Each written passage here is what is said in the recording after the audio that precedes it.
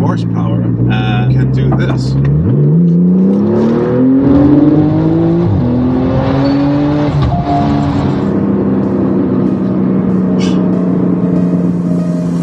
You get it.